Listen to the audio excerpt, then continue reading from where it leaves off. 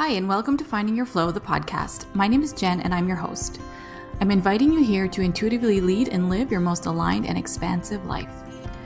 I'm an intuitive business and leadership advisor for heart-centered, impact-driven leaders, entrepreneurs, and businesses. And I'm also a supporter of women's empowerment and animal rescue work. Unlocking flow and supporting you through your next level of growth and transformation is my superpower. I found my own freedom and flow through entrepreneurship over a decade ago. And on this podcast, I'll be sharing stories and insights through the lens of my expertise and my personal experience, and through inspiring conversations with my special guests. I'll be helping you navigate your most important asset, your intuition, supporting you in getting unstuck, and staying on your most successful and aligned path. I want you to leave with aha moments, deep insights, clarity on your next steps, and more importantly, an inner knowing that where you are right now is perfectly aligned. Life needs you where you're at your best. Hi, everyone. Welcome back to the podcast. Today, I have a super juicy interview and podcast episode with Dr. Eugene Choi. I met Eugene through a mutual business friend, and immediately was just hooked and so curious about the work that he does. So Dr. Eugene actually, he's a certified transformational mindset coach, and he is actually a certified clinical pharmacist. So this was his career before doing the work that he does now. So he has a very science-based background and a very intuitive openness towards how we live life. And he kind of blends science and intuition together in a way that is so friggin' exciting and mind-blowing. This was probably one of the most exciting interviews I have done so far. One, because I have a background in wellness as a yoga therapist. So I very much understand and believe in what happens in our bodies physiologically. And I equally believe in and support how we move through life in a very intuitive way, right? So intuitive leadership and intuitive business building is what I really believe in. And so we talk about like how important the science is in accessing our intuition. And what he talks about is like in any given moment, there are only two states that we can be in our lives, in the survival state or in the executive state. The survival state is the fight or flight response. So when we're stressed, and the executive state is when we have accessed our full creativity, our right brain, our intuitive powers, I would say. And so it's really exciting to see how these two things are really important together.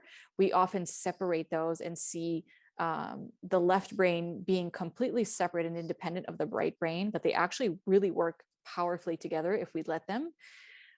He talks about how research shows that 70% of our adult life, for 70% of our adult life, the part of our brain that can give us the highest levels of creativity, innovation, and performance is actually turned off, which is so scary, but also so inspiring, because you're going to see in his talk today that like there are really simple ways in which you can access your highest levels of potential and creativity. So I can't wait for you to dive in. I actually have chills as I'm preparing to send you off into this interview.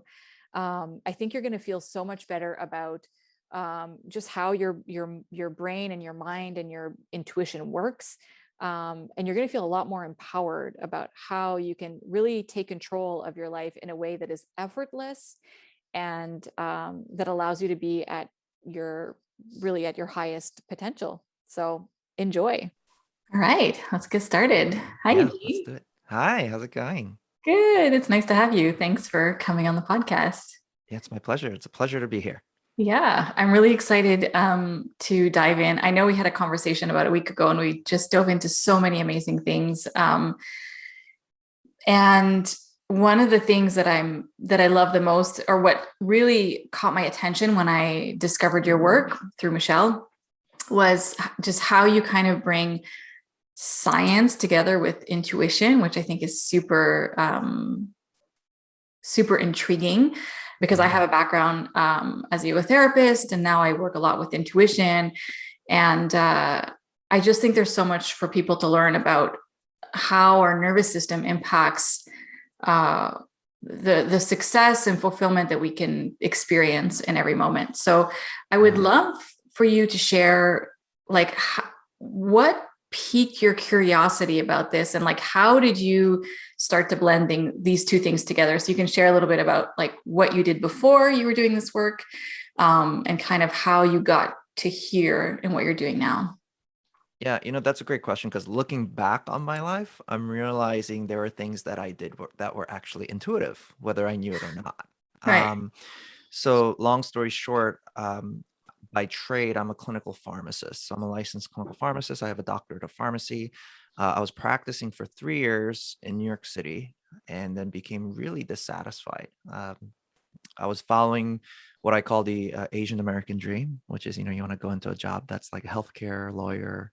Uh, I didn't want to be a doctor, so I chose the next best thing, which was a pharmacist. So when I did that, I quickly realized like, hey, this is not what I wanted.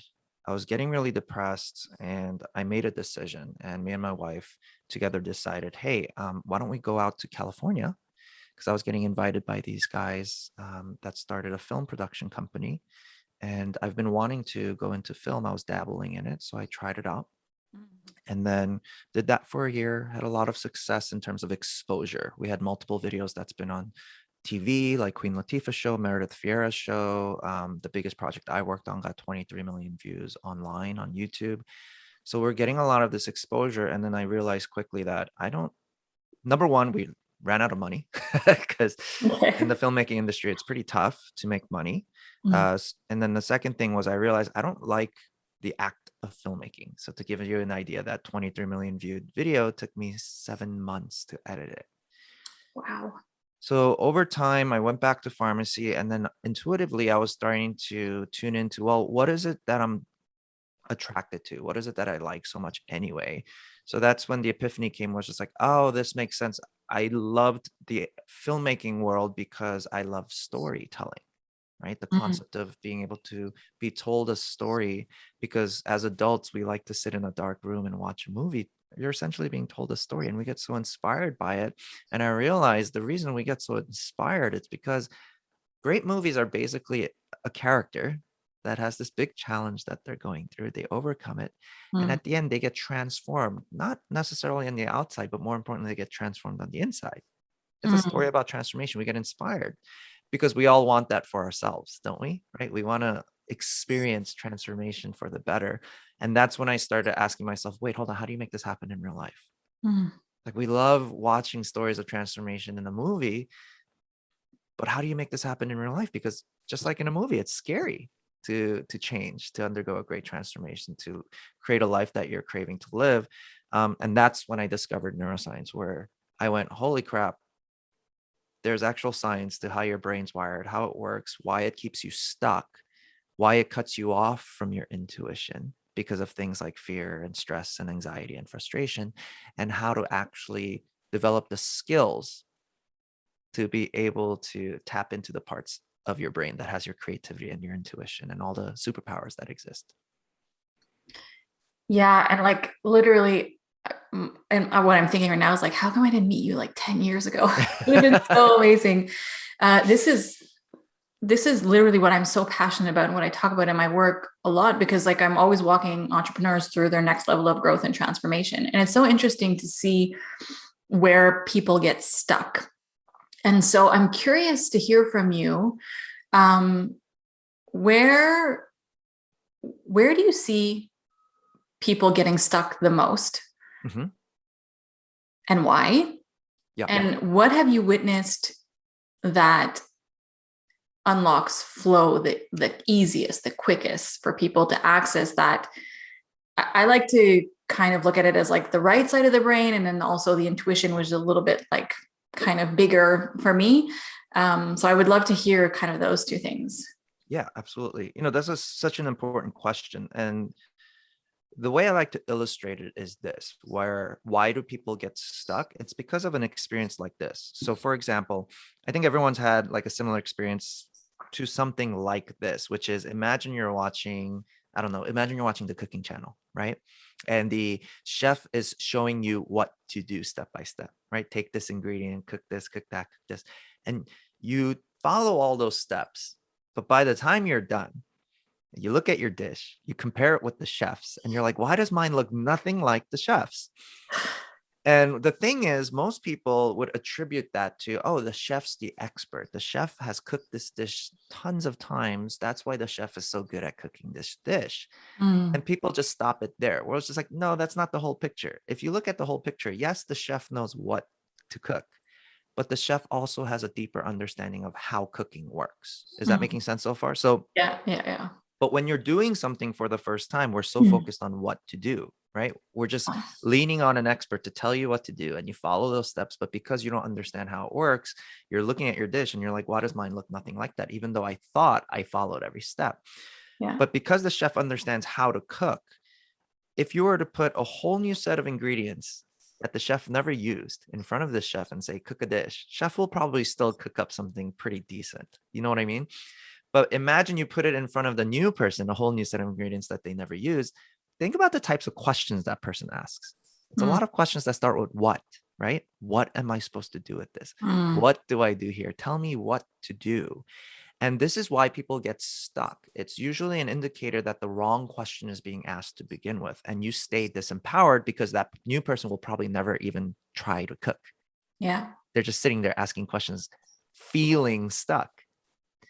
But if they ask the better questions, such as, Chef, how does cooking work? Chef can be like, oh, that's really easy. You have an 8-ounce piece of beef here or an 8-ounce piece of tofu, depending on your dietary restrictions, right? And you cook it at this flame. It's going to cook this fast. And that's why if you cook it for this many minutes, it's going to come out the perfect consistency. And Mm. then you're sitting there go, oh, I see a little bit how this works. Now I can kind of be a little bit more flexible and figure things out better.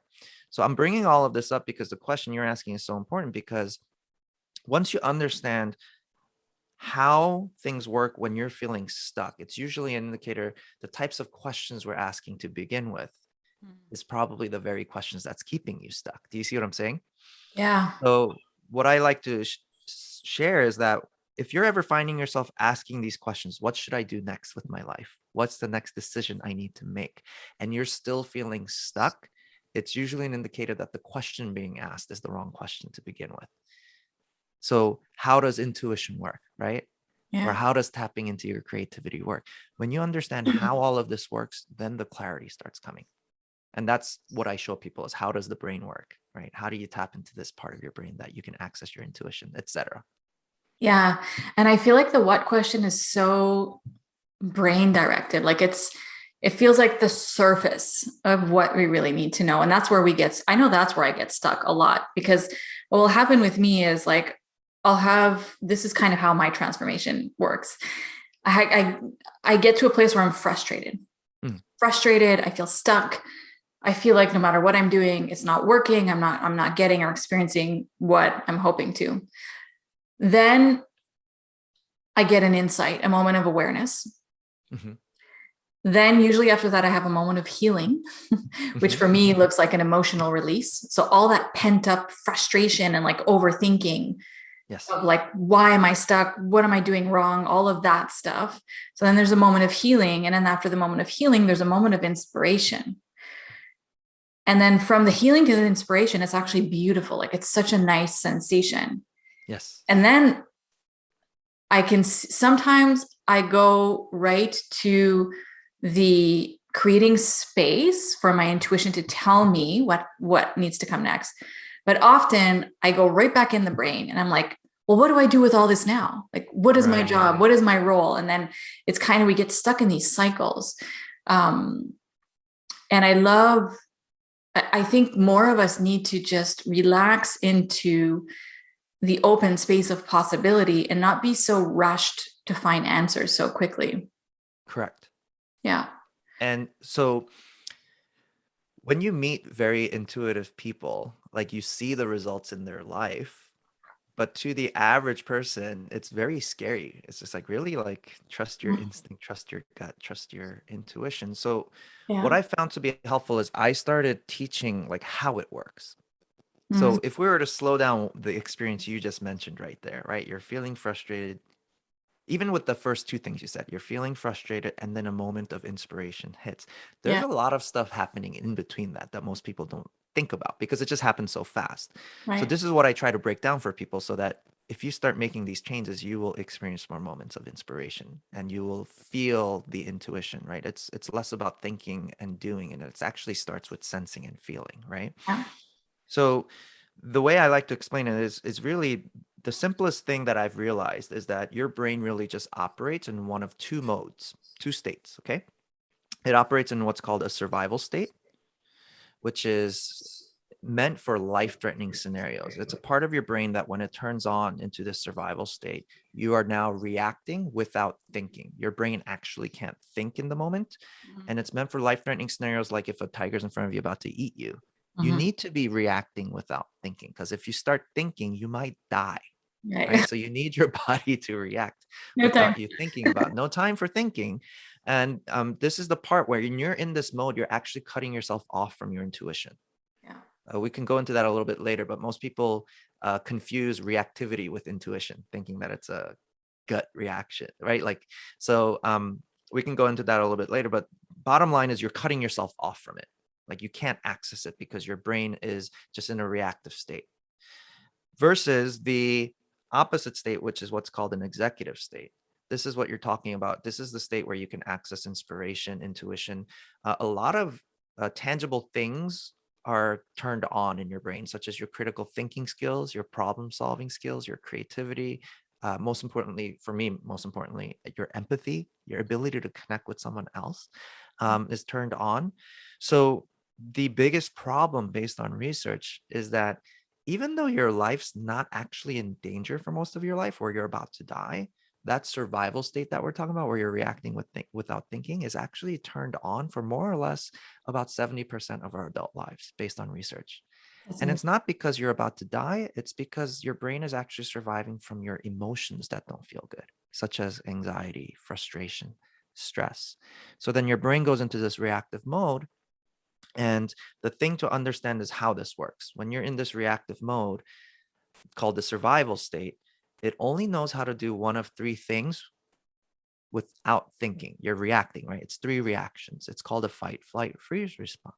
Mm. So when you look at the fight, flight, freeze response in a life-threatening scenario, if a tiger's in front of you about to eat you, it's really straightforward.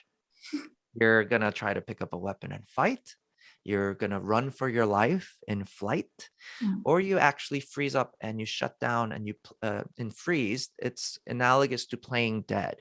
Opossums are famous for doing this because they're predators like live food, Mm. as an example. So if you play dead, then the threat will go away. Our brains have that kind of defense mechanism in our brains.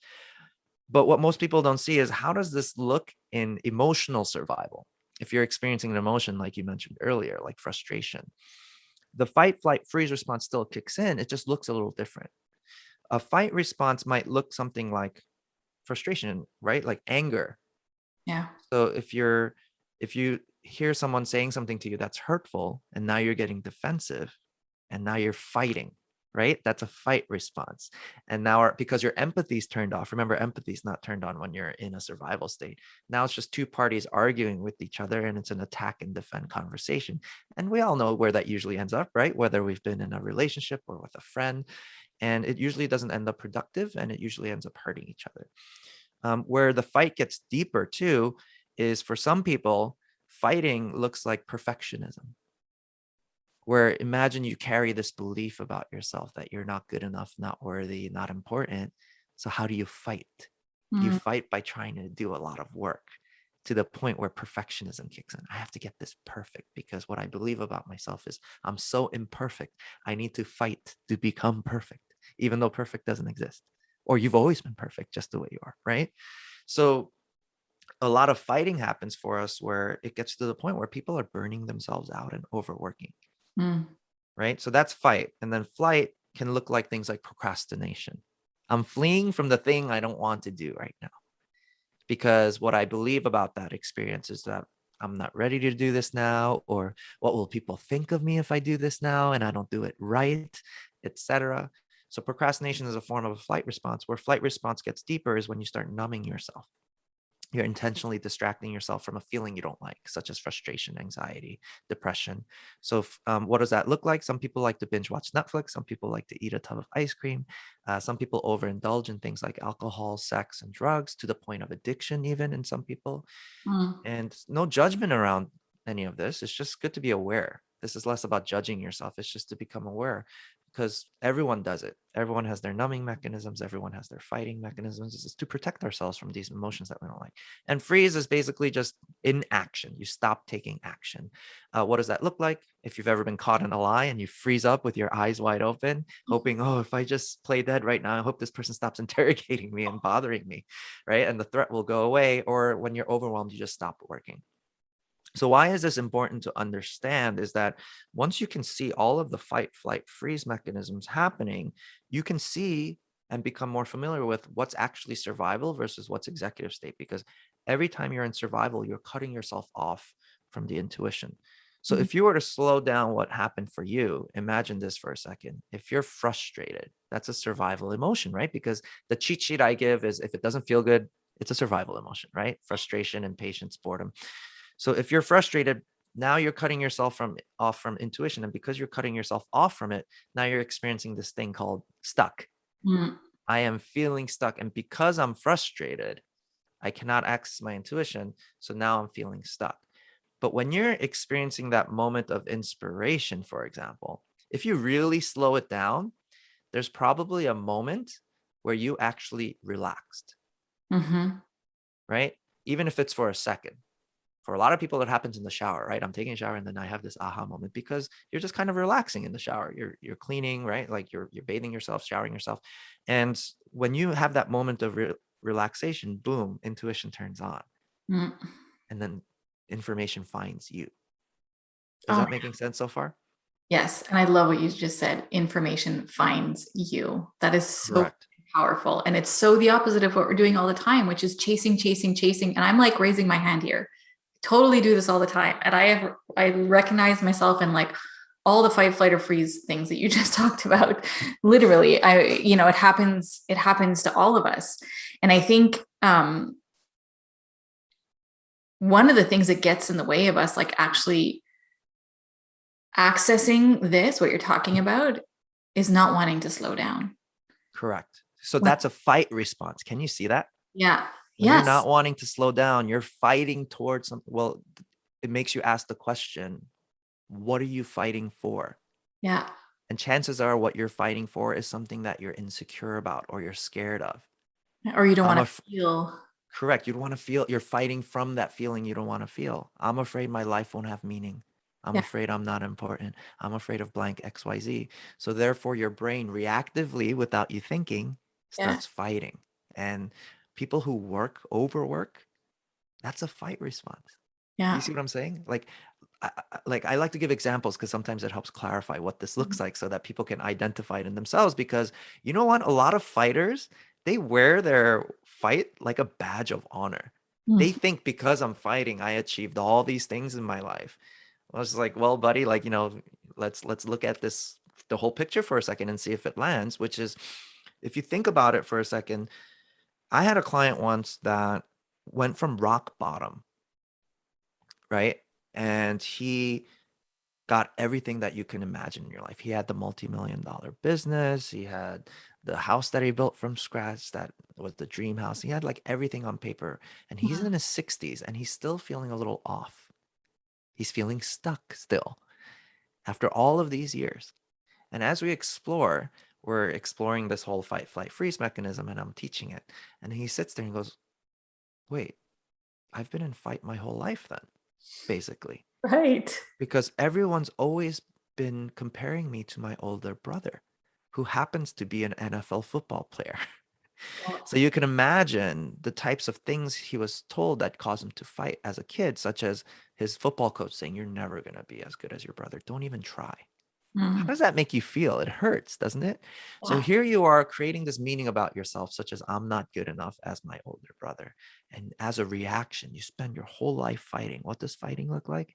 you make more money, is status, accomplishments, right? You make more money, you become that multimillionaire, you're running the successful business and all that kind of stuff. And here you are 60 years later going, why am I not happy?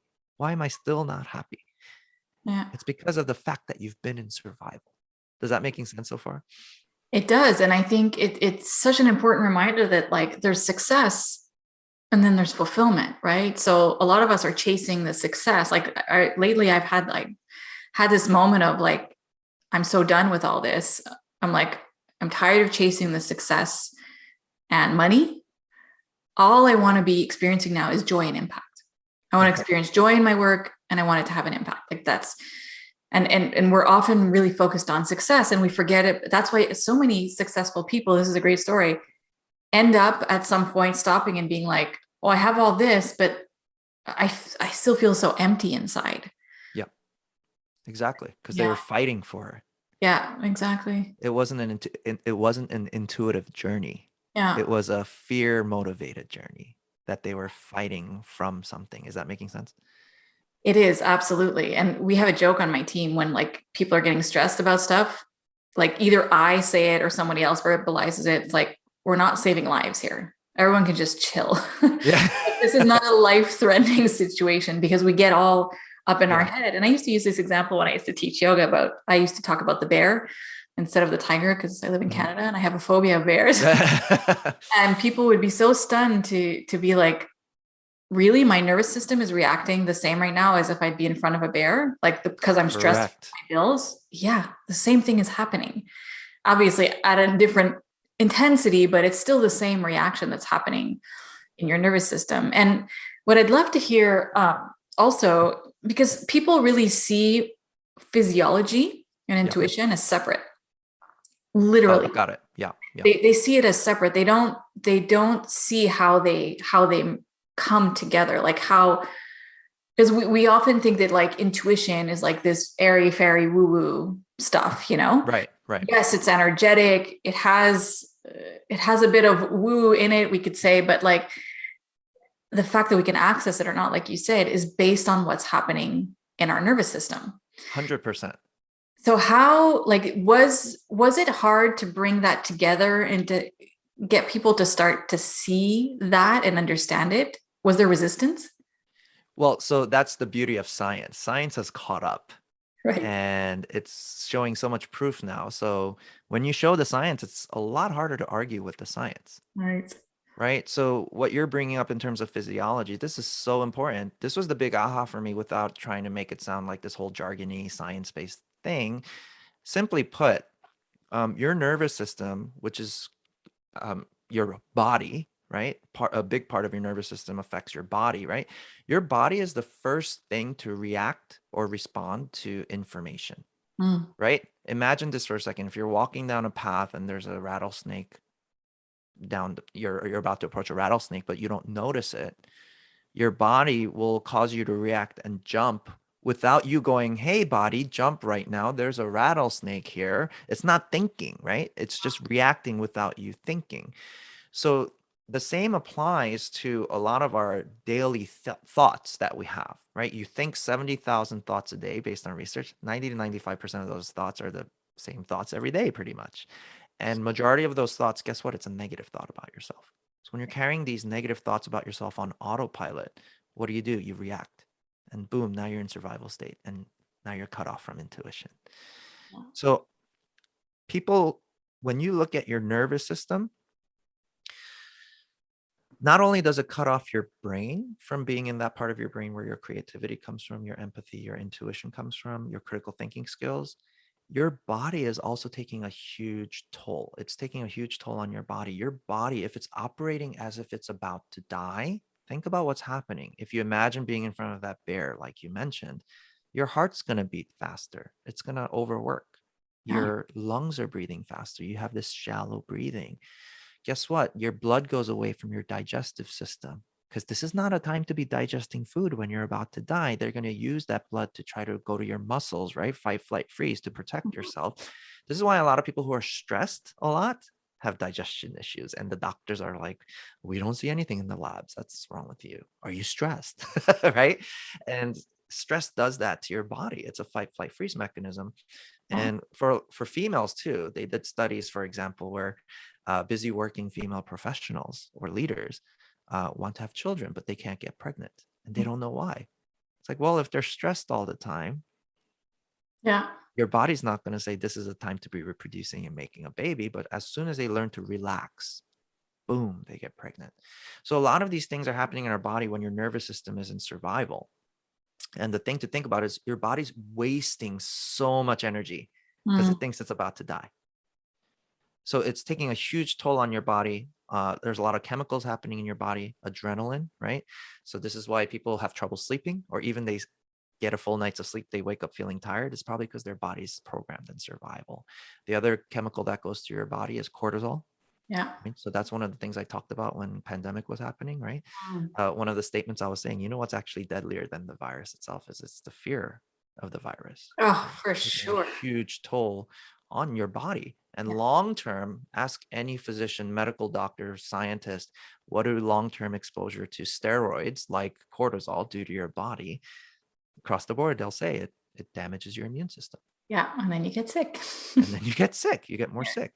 So anyway, so when you think about all of this and how it ties into intuition, is if your body's in survival, your brain's in survival, your body's wasting a ton of energy, your brain is really reactive, you can't relax. Your brain and your body needs to feel safe. And as soon as it feels safe, boom, your body's relaxing. It's conserving energy instead of wasting energy, right? You're getting less tired because you're recuperating energy instead of spending energy. And then your brain, the part of your brain that has critical thinking skills, your creativity, your intuition, now it's willing to turn on because your brain doesn't think it's about to die. Yeah. So the key here is learning the skills on how to do that so that ultimately what you mentioned is an important thing is you're creating space, Yeah. a safe space. Yeah. Because how often do we not feel safe for whatever reason? There's millions of reasons now not to feel safe. Mm. You turn on the news here in America, it's, shootings, Yeah. the pandemic, obviously, dramatic politics, Yeah. and we just feel so unsafe. Some Yeah. people, it's culture. Maybe your parents had these high expectations of you, and it made you feel like your parents won't love you unless you meet those expectations. You Yeah. don't feel safe there. Or it's culture, friends, peer pressure, work, Social media. I mean, social media. people don't feel safe and feel less than now because of social media, because of this, because social media is now a window to show only the good side of things.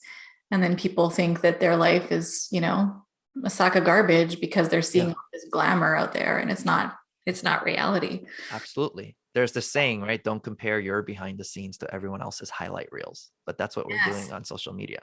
Always. Yeah. Yeah.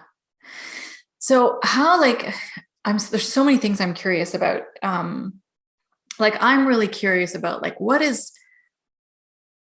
what happens when you're working with a client when they have a breakthrough, and then because one of my passions or maybe obsessions, I'm not quite sure, is learning how to access my next level of potential, my next level of what I'm capable of.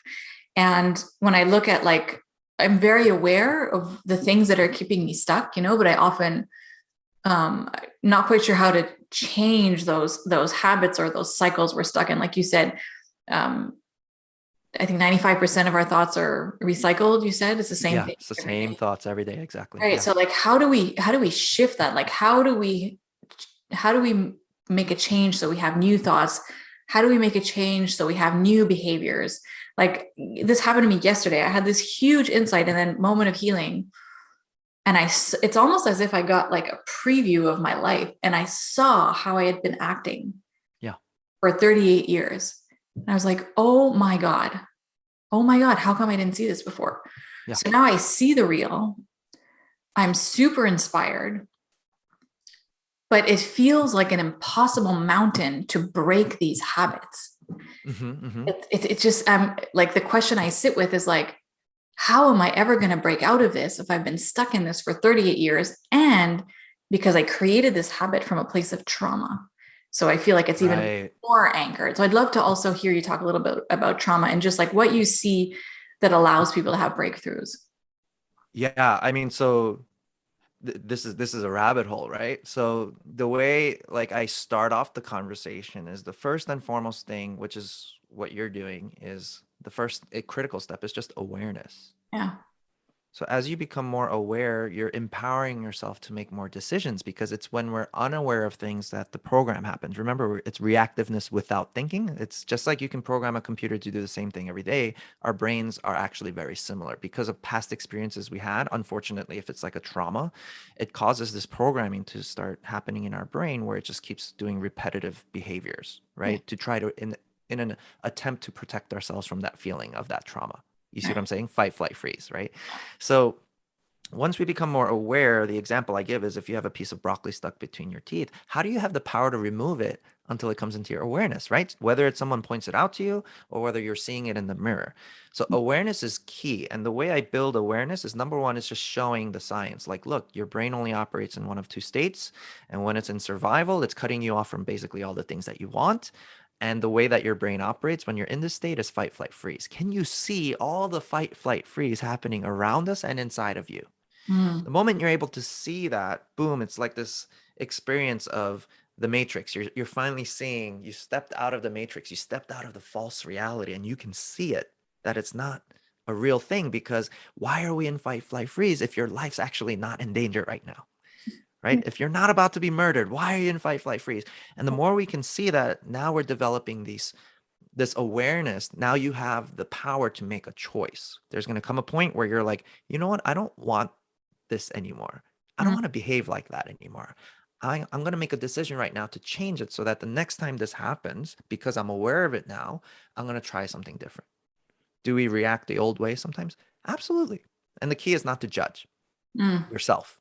Because guess what? Judge is a fighting mechanism, by the way, right? It's the same reason why people gossip, right? Right. Why do we talk crap about other people? It's because you're carrying some sort of insecurity. So you feel the need to put someone else down in an effort to make you feel better about yourself. Right. Judging, comparing is the same exact motivation. It's because there's some insecurity we're carrying about ourselves. So we feel the need to go and compare ourselves to other people so that we can try to figure out a strategy to make ourselves feel better about ourselves. So this is why the key is like just without judgment, just as you become more aware, then that's the first step, because you can't change things if you're unaware, Yeah. right? How do you fix a problem you can't see? So once you see things better, the next step is there's a twofold process. There's a short-term strategy, which is like, okay, now I'm seeing survival. What do I do here? There's short-term strategies when you're in it to just try to get yourself out of it more often. And then there's the long-term strategy, because long-term wise, if you think about it, the question is, wait, hold on, your brain is just wired a certain way, Mm.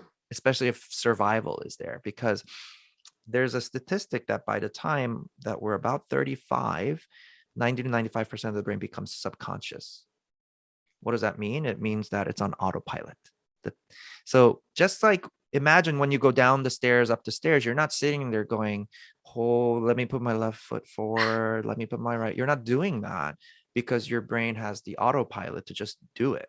Mm. What most people don't think about is the same applies to your belief systems, to your thoughts, to your behaviors that are not helpful for you. Your brain keeps doing it without you telling it to, because it's been conditioned that way subconsciously due to many reasons, right? It's because of a lot of your personal experiences you've had in life, but it's doing it automatically, which is why when we do try to make a change, it feels like no matter how hard we try, the programming always wins, because the programming is the programming. It just does it without you telling it to. So Yes. long-term wise, what we have to do is we have to take a look at what your reality looks like. Because believe it or not, everyone has a different reality, Mm. right? So the moment you can see that, that's what I do long-term, is we take a look at that. We show you ways to rewire that, which involves a lot of looking at like, is this actually true or not? Mm. Is what your reality here, is it actually true? You want to poke holes in your reality. So those are the two things I do. So short-term wise, two simple things you can do, for example, is it's just like, when you're feeling it, you're feeling it. Yeah. So if it doesn't feel good, now you know it's survival, right? So you're like, oh, I'm feeling this. What do I do? So two things that I usually recommend for people to do. The first thing is it's very well known. It's very cliche even. It's taking deep breaths. Right. right? The reason is because your nervous system, there's just like you have two states of the brain, there's two states of the nervous system, right? Which is you're either in a parasympathetic nervous system or sympathetic nervous system. One is fight, flight, and the other is not. It's rest and digest, right? Relaxation. So when you take deep breaths at the bottom of your lungs, you have your what's called your parasympathetic nerves. These are the nerves that turn on your relaxation in your body, right? It helps you relax. So when you take these deep breaths, it's tickling those nerves to turn on so that your body relaxes. It gets you out of survival, because imagine being in front of a bear, tiger that's about to eat you, hurt you. You're not consciously taking deep breaths in those moments. So for you to just take a conscious moment to take a deep breath, you're signaling to your body, hey, chill out. We're not about to die. And the reason why I'm taking a deep breath is to prove to you that we're not about to die. So it helps your body calm down. And two styles of breathing that I recommend is just what's called box breathing. It's a 5-second inhale, hold it for 5 seconds, 5 seconds exhale. The second type of breathing I also recommend, which is really cool to see, was it's something recommended by a neuroscientist in Stanford named Andrew Huberman. It's you take an inhale, and then once you're done with that inhale, you do a second inhale, and then slow exhale. So when they took live scans of people's bodies doing this breathing exercise, you actually see the body just start relaxing. All Yeah. those, the parasympathetic nervous system is just activating, your body relaxes. So when you're not feeling good, you'll probably even notice you're just taking short, rapid breaths. Your shoulders are really tense. So to take a deep breath consciously and just making that a habit each day, because whether it's through a mindfulness exercise, meditation, or whether it's through yoga, prayer, right? To take nice deep breaths, and that calms your body down short term in the moment, right? Yeah. Because your programming's kicking in, and you're trying to teach yourself, hey, that's just the programming. Let's calm down for a moment, even though we don't know where the programming is coming from yet, right? So the second thing you can also do is a daily practice of labeling your emotions. So why this is so critical is there's actual science behind this. UCLA did this study once where they had brain scans on people's heads, and that they would show these participants photos of people's faces in survival mode. So faces of people that are anxious, Right. scared, angry.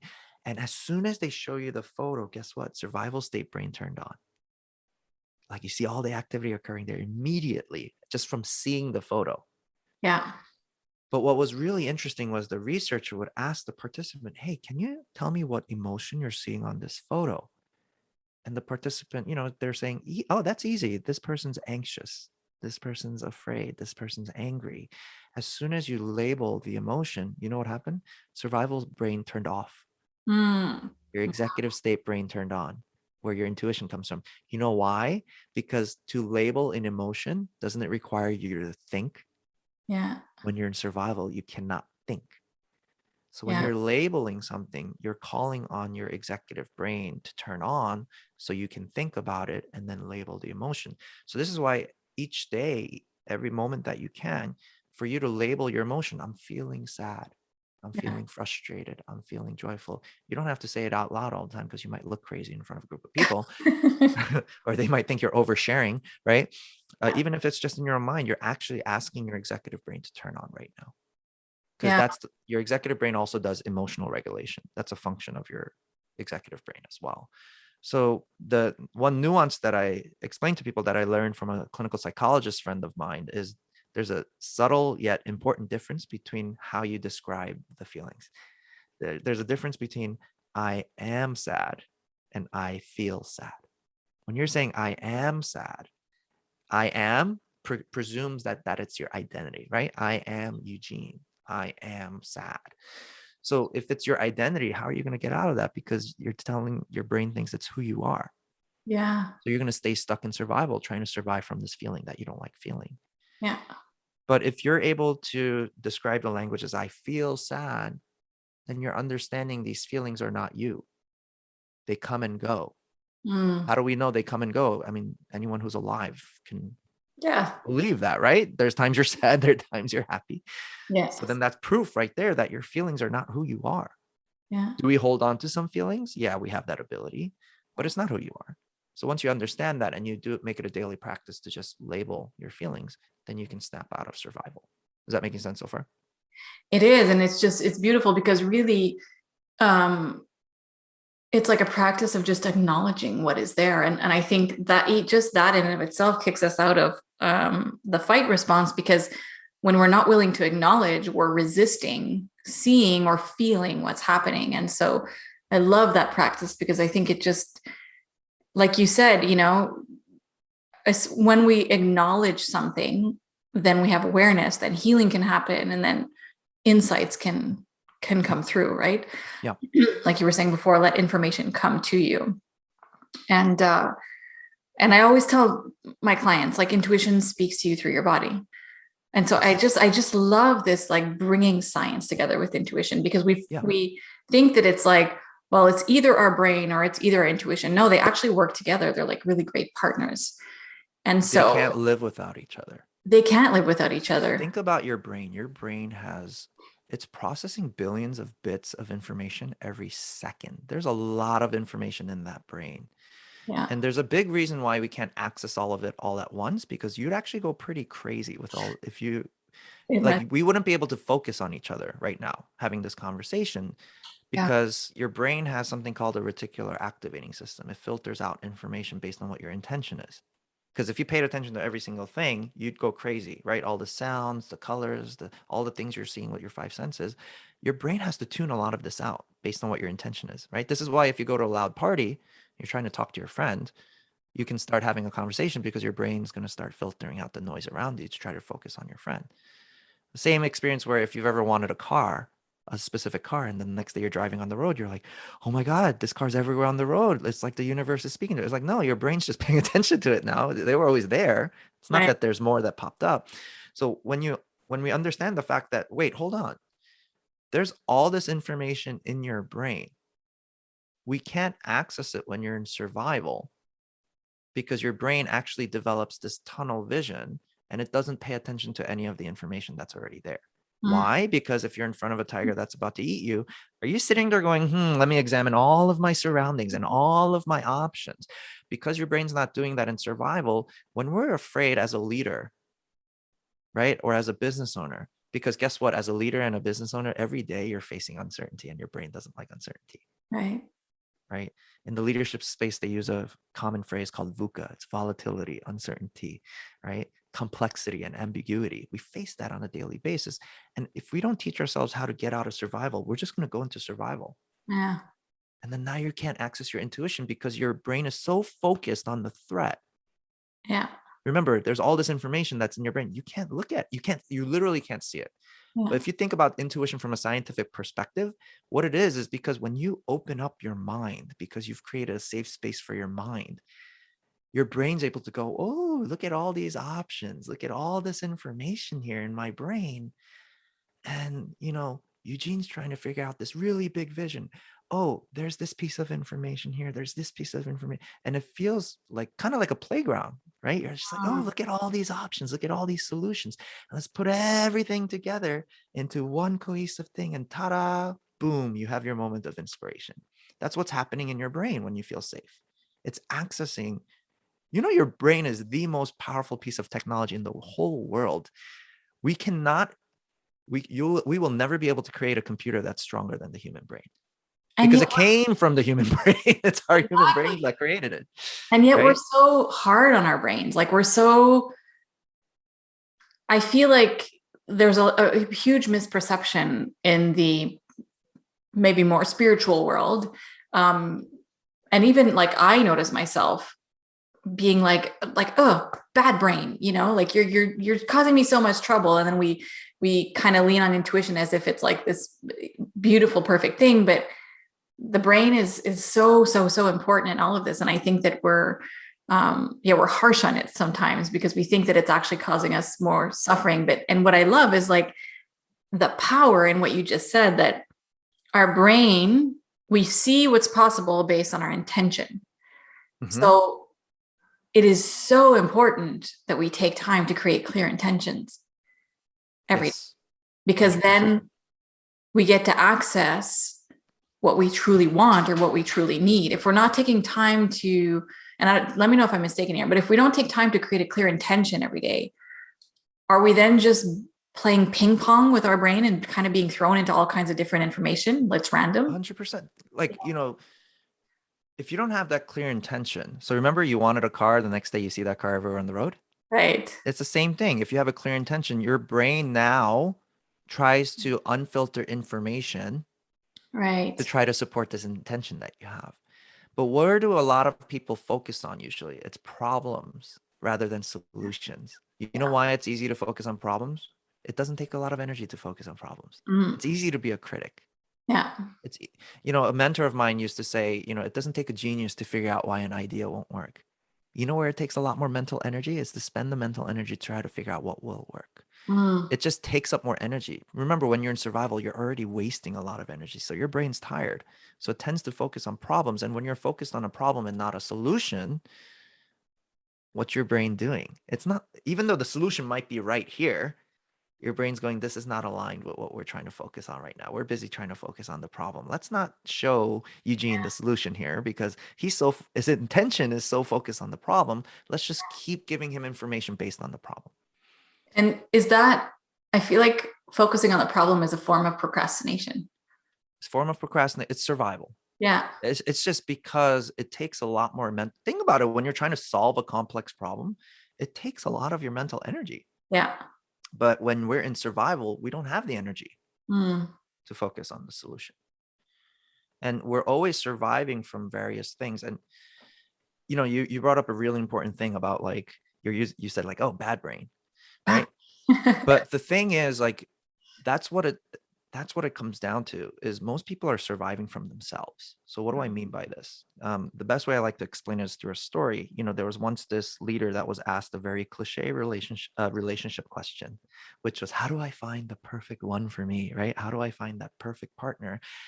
As if there's such a thing as this one person in the world that's willing to take 100% responsibility for your happiness so that whenever you're not happy, at least you have someone to blame, right? And we know this comes from a survival state, actually, because there are people who believe they're not loved because of maybe the way their parents treated them, or they're not worthy, they're not good enough. Whatever belief that they're carrying, when you're in that survival state because of this belief that doesn't feel good, we try to change things on the outside to try to make ourselves feel better on the inside. Mm. I hope this one person will solve all my problems. You know how much of a burden and weight that is on someone else's shoulders to be responsible for your happiness? And those people who are willing to take that responsibility, Yeah. they got their own issues too, right? Where they're playing savior now. And then those relationships end up being really toxic. You see what I'm saying? Because you have two people in survival feeding each other's limiting beliefs. So anyway, it's kind of like an insurance reason that we ask these questions to begin with. How do I find the perfect one for me? Because what I feel about myself is that not so good. So then the leader understood that, hey, this is a survival-based kind of question that's coming on. So he asked a really powerful question, which is, would you go out with yourself? Mm. And I remember this hit me so hard for two big reasons. Number one was, yeah, like you hear this type of like questioning all the time. And I'm just like, I immediately became aware of like my answer being no, my reactive answer being no, I would not go out with myself. But it's like, yeah, you hear that stuff a lot. So I'm just like, yeah, there's truth to it, but it doesn't hit you in the feels yet, right? Yeah. Then there was a second deeper realization that really hit me and showed me why this is so important to think about was, oh my goodness, if I can tell my wife that I love her and I do all of these nice things for her because I love her, but if I don't love myself, if I don't have a healthy relationship and perception about myself, Mm. I'm actually not doing those things for her. Do you see what I'm saying? I'm doing it so that for me, I can feel better about myself in the future at some point. I'm using her as an insurance. Do you see Yeah. what I'm saying there? Yeah. So I'm not doing it for her then. I'm doing it for me. And then the same applies to my kids. I can tell them I love them all I want. I'm doing all these nice things for them because I love them. But if Yeah. I don't love me, I'm not doing it for them. I'm doing it for me. Right. Same applies to my clients. So that's when my eyes open. I'm like, oh my God, there's a lot of leaders out there. They're not doing it for other people. They're doing it for themselves. Themselves. Oh, yes. And they disguise it as, oh, I'm the humble, like giving person, but they're over giving and then one day they get burnt out Yes. because their expectation was, oh, by giving all these things, maybe one day I'll finally feel better about myself. Mm. Is that making sense? So that's when that was the big realization, where it's just like, oh shoot, if I don't create this safe space for myself, if I don't have this loving relationship with myself, I will never be a great leader. Yeah. I can't, because number one, if I'm in survival, my empathy is turned off, right? I'm not even thinking about other people. I'm thinking about me, right? If you're in front of a tiger that's about to die, you're not sitting there going, I wonder how this tiger's day was, right? Is his parents feeding him okay? We're not empathetic when we're in survival.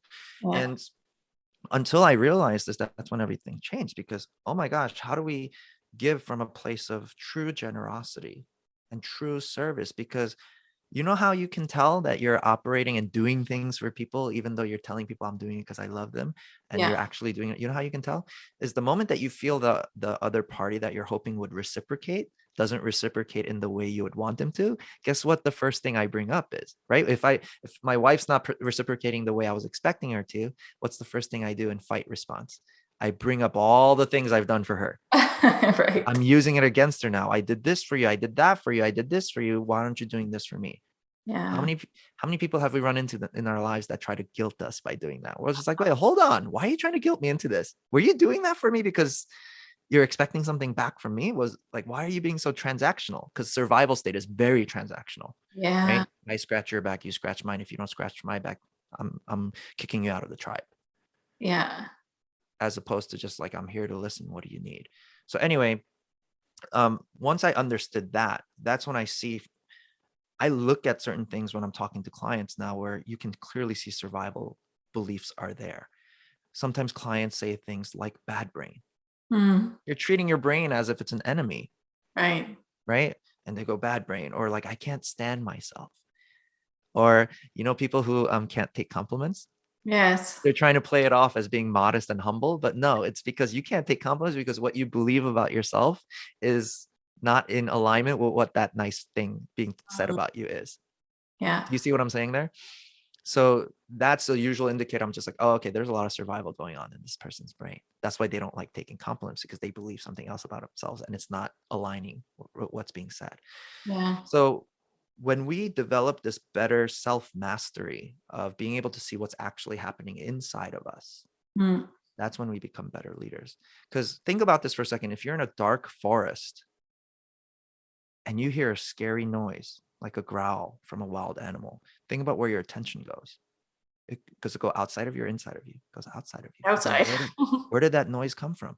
But Yeah. remember, when we're surviving from an emotion, you're still going into survival state. So the illusion becomes the thing happening outside of me is the reason why I'm feeling this thing inside of me. Is that making sense? Yeah.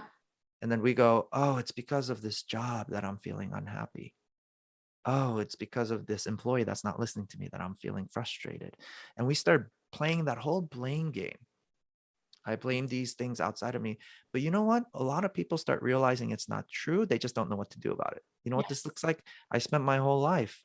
I thought the career was making me unhappy. So I changed my career. Why am I still not happy? I thought it was a relationship. I changed my relationship. Why am I still unhappy? We go to spinning our wheels because all along in survival, we're trying to change these things outside of us when all along the feeling was coming from inside of us. Yeah.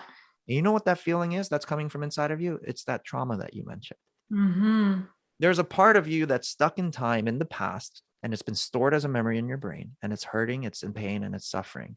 And you know what we do to ourselves? We turn our back on ourselves. Because whenever you're feeling a feeling 100% of the time, the feeling's not coming from outside. It's not because of this thing someone said to you. It's not Right. because of this thing that happened to you. It's because of the meaning that you're giving it. And Yeah. now you're getting pulled into the past where this kid, this younger version of you is asking you for help. Yeah. And what do we do? If you react, this kid who's hurting and asking for your help, you're turning your back on that person when you're in survival. Mm. Remember, fight response. It's like telling your younger self, I don't have time for you right now. Right. Stop being such a burden. You know how much work I have to do? Right. Leave me alone. Flight, right? Get away from me. Mm. Can't stand you right now. I'd rather watch Netflix than listen to you whine. You're such a wuss, right? Like we talk to ourselves like that. Yeah. Freeze. It's just like, don't got time for you. Put your walls up. Nope, not Yeah. don't come to me right now. And it's like this inner conflict that's happening, and we don't listen to ourselves when we're in survival. But when we're developing these skills to create that safe space, then you're able to see what's actually happening inside of you.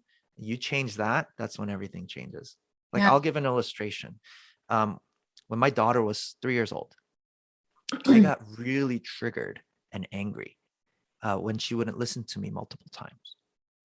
like really angry. I'll be yelling and scaring her.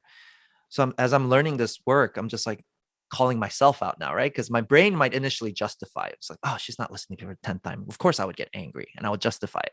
But as I learn this work, I'm calling myself out because I'm becoming more aware. I'm like, no, no, no, no, no, hold on. If I'm feeling angry, she's not making me angry. My survival brain's just trying to blame her, right? Where you say these phrases all the time. You're making me angry. You're making me sad. Like, no, no, no, no, that's not true. I'm like, what am I surviving from right now? And I'm sitting there, I'm creating space and thinking about it. I'm like, oh my God, I just had a breakthrough. I'm very sensitive about being a bad father. Why am I so sensitive about being a bad father? I had a really tough relationship with my father. Mm. I didn't feel like he supported us in the way I was looking. He left, when I was a teenager. And I harbored a lot of anger, a lot of resentment because that hurt. And because of that pain, I went on this selfish crusade saying, I'm never going to be a bad father like my dad. Mm. So what happens when my daughter's not listening to me? I get triggered because my brain's going, hey, dad, your daughter's not listening to you. You're being a bad dad, just like your father. And now I flip my lid. I'm reacting without thinking out of the fight, flight, freeze response. Now I'm fighting. Yeah. And all I'm doing to the poor girl is scaring the crap out of her. Right. And the thing I want to do with her, I'm not doing, which is connect with her because my empathy's turned off when I'm in survival. Yeah. You see what I'm saying? We're not reacting to the experience. We're reacting to the meaning we're giving the experience internally inside of us. And the better that we get at focusing on our internal world, because the illusion is the external world is what's causing the feeling inside, that pain and suffering that we're going through, or that frustration. The better we get at looking at this, that's when we can change all of the things long term. And then we become greater leaders. You know what great leaders look like? No matter how much chaos is happening outside of you, you're staying calm. You're not Yeah. getting triggered because you're more objective. And Yeah. then you're accessing your intuition. Then you're accessing all of this endless amount of information in the brain to come up with better solutions, better opportunities. So the better we get at doing this, we're able to tap into that intuition bottom line. Yeah. And we're becoming really good leaders because every leader I talk to, that's the challenge that they're trying to solve. Because if you're feeling frustrated, Mm. if you're feeling burnt out, if you're feeling angry, sad, depressed, it's not because of your team. Right. It's not because of, whatever else you want to blame. Yeah. Something's happening inside of you. And which is why this is why I think it's so important to invest in yourself, create space for yourself to grow, to Yeah. create that safe space and guard that. And once we become more aware of this, my goodness, right? Your It's intuition's going to skyrocket. it's incredible. And like as you're telling me that story, I'm just realizing how much of this I do. And I'm sure so many people also do, is like when you said we're not reacting to the situation, we're reacting to what's happening inside of us. It's like we go to the external thing because that's a lot easier to fix or to pay attention to than to pay attention or fix what's happening, or not fix. I don't like to say fix, but Right. into what's happening inside of us, Right. And I have this cycle that I'm in business all the time where, and this is the big breakthrough that I had yesterday, is like, I get to this point where I'm starting to get uncomfortable. And like, I think that there's something wrong with my business. And I'm like, I need to change everything up, or I want to throw everything out the window and start something new because it's like my business that's like not fulfilling me anymore. And it's this thing or the website. I need to change my website. And I start picking at all these external things when really what happened yesterday, what I saw is that my frustration was coming from the environment that I had manufactured around myself.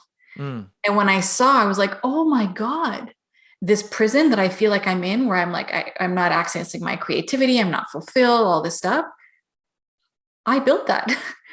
Right. Like, I built this cage, and now I'm frustrated in the cage. And so I think that I need to change all the external things. No, I just need to stop building these damn cages around myself.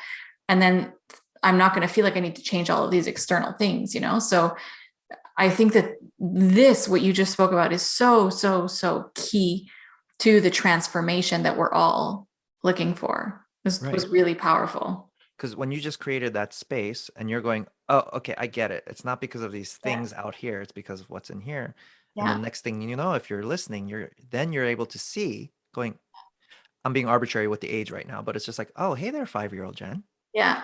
who's scared, who Yeah. feels like there's a loss of control in your life, and that really scares you because you're hurting right now. There you are. Yeah. And I can see why this current scenario is making you feel that way, because it's not my current self feeling it. It's your past self trying to get your attention. Right. And then you're able to go, oh, got it. And normally I know if I go into fight mode, I would just, that's me, right? That's Fixing. fixing things. That's my fight mode. Or my flee mode is, oh, after I do all that fighting, I get burnt out. So I'm going to turn on some Netflix or, have a drink or whatever. Everyone Yeah. has their numbing, fleeing mechanisms. Yeah. Or I would just freeze and shut down. Mm. I'm seeing now that whenever I do that, I'm turning my back on you and I'm hurting you even more, which is why the feeling won't go away. But Right. And then, today, in this moment, I'm here. I'm not going to do that fixing thing right now. yeah. I'm listening. What do you need? This Yes. is what it looks like to have that healthier relationship with yourself. This is what basically is emotional regulation. Yeah. And then what do you need? And then the deeper work is what she's scared of, that 5-year-old, 10-year-old. She needs to see that it's actually not even true. Mm. Going, oh, I'm afraid because of this thing that happened. When this thing happened, it means this about me. Yeah. It's like, really? Is that what it means? Like, let's look at it. And when you're able to show yourself, oh my God, that's totally not true. Because Mm. children attach meanings to a lot of our experiences that aren't true, Oh, right? You get bit by a dog at 4 years old. Now you think all dogs are dangerous. It's a belief that's formed in your head. And yeah. then there's a lot of beliefs about things that we store as memory, about life, about money, about relationships, right? You watch your parents divorce at a young age, really horrible divorce. You might form a belief relationships are hard. Yeah. But even though the best relationship might be around the corner, you're going, because relationships are hard, this is not possible. Sorry, not going to do this. Or about money. Money's really hard to make. It's like, really, if I learn this, I can learn how to make more money. But no, that's a scam. Right? Right. Right. And then we create our own reality because that's what our filtering system is doing, our brain's filtering system. So that's where it involves this internal process, is when you create that space to listen, Yeah. and then you're no longer getting triggered. Because imagine what it's like to just not have the trigger anymore, Right. because you've let go of a meaning you've given certain experiences in your, like, you actually let it go. And then boom, you're in the present moment, you're feeling safe. Intuition. Yeah. Safe And it's space for intuition. like, that is the biggest trap I'm noticing. The biggest trap is immediately attaching meaning to what you're feeling. Because then there's no, like you said, there's no space to actually hear the right information. And then when we attach meaning to how we're feeling, that's when we go off into like, I need to fix all the things, right? So Right. You reactively go into fight mode there. yeah. That's an example of fight, Yeah. right? It's the need to control. Yeah. But then when you think about it, really, are we in control of most of the things? No, like that's the illusion that the survival state is. Like, Yeah. I did this. It's like, yeah, sure, you made that decision, but let's look at the 99% of the things that needed to happen for you to experience this moment Yeah. that you had no control over, right? The people that existed, the opportunity that was there, the people that said yes to you. None Mm. of these existed. This experience would have never happened. How did you control that, right? Yeah. So that's what intuition is just like being able to understand that there's this balance of like, life is full of opportunities and solutions. Mm. It's teaching our brains on how to see it, but it's always been there. It's just when we're in survival, we can't see it anymore. Yeah. And when you're able to regulate yourself in that way, where you're able to focus internally and start changing the things that need to change, the triggers disappear. Mm. Otherwise, it feels stuck, because when you're in survival, you change this thing on the outside temporarily. It's like, I think this employee is the problem, so I'm going to change the employee. But Right. if you don't address what's going on the inside, something else is going to happen that It's causes gonna you the come same back. stress. Yeah. And it's this relationship with ourselves that we need to be able to, navigate. That changes everything, because every time you feel something that doesn't feel good, you know what it is? It's just a part of you asking you for help. The Mm. part of you that's hurting, it's a part of you that's scared, it's a part of you that doesn't like the uncertainty you're about to step into, Mm. because it's scared. Yeah. And we need to listen to that part, because guess what? You want to step into your next level of growth, we need to listen to that person. First. It's a gift, if Yeah. you think about it. But we treat it like a monster to run away from, going, oh, I don't like this. This is scary. Yeah. But yeah, I think Joseph Campbell said it best. He's the father of storytelling. He said, the cave you fear to enter holds the treasure that you seek. Oh, so good. So, so good. Oh, this stuff is so like, I have chills. I feel like this is literally so transformational, even just listening to it, and for me, it's like the second conversation we have about this. And I feel like every time my body receives it at like a deeper and deeper level. So I'm so excited for people to listen to this podcast. And I would love to know if someone wants to take a next step with you or go further into this work with you, what would that look like? Yeah. So I have like a free training that you can kind of get the gist of the basic science first, because that's what helps develop a lot of awareness going, oh shoot, like this thing that I thought was that wasn't this, and it's actually survival, right? Or I thought this was executive state. A lot of fighters think that working hard is an executive state, but it's just like, no. So I do a free training that shows you kind of like 4 of those short-term kind of methods that I talked about, like the 2 that I talked about earlier. There's like 4 steps that you can take to kind of continue activating your executive state. That's on my website. It's just www.destinyhacks.co. And that's kind of where they can just sign up for a free training if they want to take that next steps. And there's all my information's there, right? How to book a call with me, etc. Great. Amazing. I will put that in the show notes. Absolutely. It was such a pleasure to chat with you again. I feel like I could do this for hours on end. Yeah, likewise. I can't wait to share this with the world. And I just think that this is pure gold going out into the consciousness of people. So thank you so much. Thank you for having me. Thank you so much for spending time with me here today. I want to leave you with this little bit of wisdom.